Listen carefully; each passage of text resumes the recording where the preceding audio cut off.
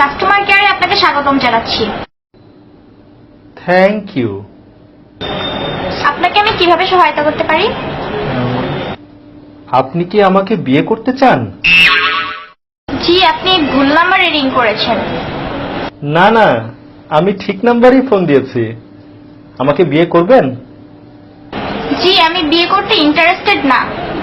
Love marriage করলে honeymoon করব সুইজারল্যান্ডে, আর অ্যারেঞ্জ ম্যারেজ করলে হানিমুন করব প্যারিসে। Not interested. কোর্ট ম্যারেজ করলে 10,000 টাকা বিয়ে করতে পারেন, আর যদি নর্মাল ম্যারেজ করেন তাহলে 20,000 টাকা। জি, আমি তো আপনাকে বিয়ে করতে ইন্টারেস্টেড না, তাহলে কেন আপনি আমাকে বারবার অফার করছেন? বিয়ে করলে প্রতি সপ্তাহে আপনাকে সিনেমা দেখাতে নিয়ে যাওয়া হবে। আপনি বুঝেন না, আপনাকে আমি বিয়ে করতে ইন্টারেস্টেড না। আপনাকে সিনেমা হলে পপকর্ন খাওয়াবো। আমি তো আপনাকে বিয়ে করব না, তারপর কেন আপনি আমাকে বিরক্ত করছেন? অফারের পর অফার দিয়েই যাচ্ছেন। এখন বুঝতে পেরেছেন আপা আমাদের কষ্টটা?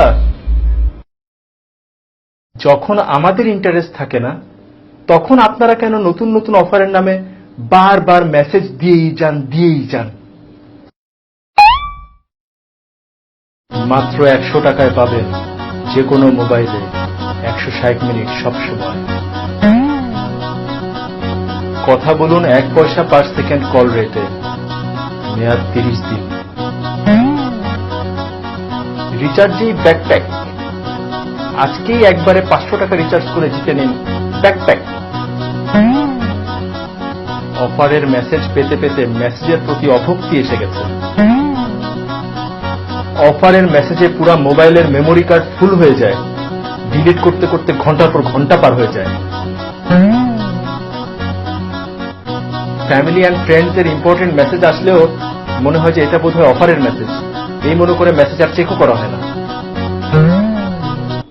যখন আমাদের ইন্টারেস্ট থাকে না আপনাদের এসব অফারে, আপনারা কেন অফারের পর অফার দিয়েই যান?